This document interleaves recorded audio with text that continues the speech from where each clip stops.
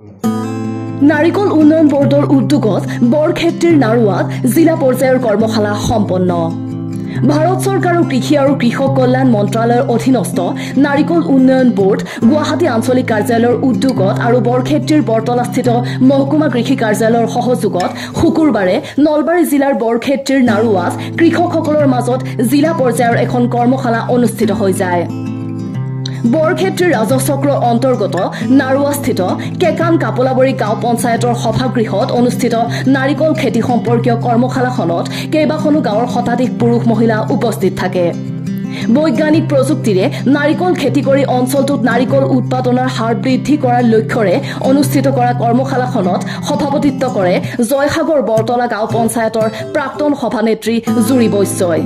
সভাত উপস্থিত থাকে নলবাৰীৰ লখুপুৰস্থিত উদ্যান শস্য মহাবিদ্যালয়ৰ সহযোগী প্ৰবক্তা ক্ৰমে ডক্টৰ হিমাদ্ৰী শেখৰ দত্ত আৰু ডক্টৰ শিখা ডেকাই। নাৰিকল খেতিৰ সুবিধা লাভৰ বাবে সভাৰ শেষত কৃষকসকলৰ মাজত ফৰ্ম বিতৰণ কৰে উদ্যোক্তাই।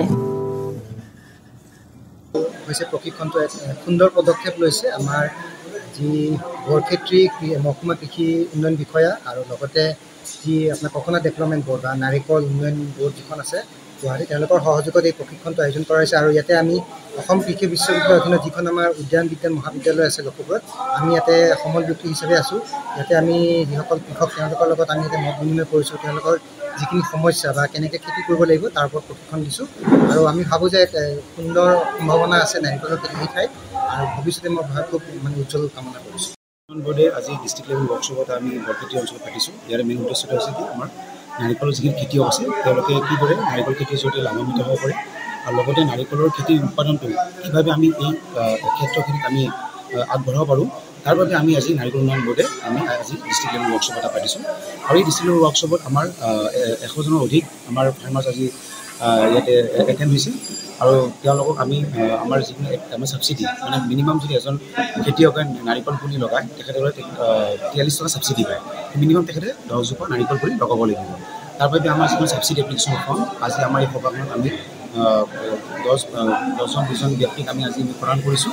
আৰু আশা কৰিছোঁ যাতে নাৰিকল খেতিৰ জৰিয়তে তেওঁলোকে লাভান্বিত হয় আৰু ইয়াৰ উৎপাদনটো যাতে বৃদ্ধি হয় তাৰ বাবে আমি প্ৰত্যেক বছৰে আমি পদক্ষেপ লৈ আহিছোঁ। আৰু আজি আমি সাব ডিভিজন এগ্ৰিকালচাৰ অফিচ বৰক্ষেত্ৰীৰ জৰিয়তে আপোনাৰ কৰি আজি এই সভাখন অনুষ্ঠিত কৰিছোঁ। প্ৰেক্টিচেছ আৰু পোক পৰুৱা কেনেকৈ নিয়ন্ত্ৰণ কৰা হয় বেমাৰ আজাৰ তাৰ ওপৰত, আৰু কৃষকসকলক যি আমাৰ LODP এৰিয়া অফ এক্সটেনশ্যন হৈছে, আমাৰ দুখন নতুনকৈ আমাৰ গাঁও লোৱা হৈছে জয়সাগৰ আৰু আমাৰ কেকানগুচি, তো কাৰণে এৰিয়া অফ এক্সপেনশ্যনৰ কাৰণে আমাৰ ফাৰ্মাৰ্ছখিনিক দিয়া হৈছে ফৰ্ম দিয়া হৈছে। মুকালমুৱাৰ পৰা সুৰজিত পাঠক ৰিপৰ্ট, নিউজ এক্সপ্ৰেছ অসম।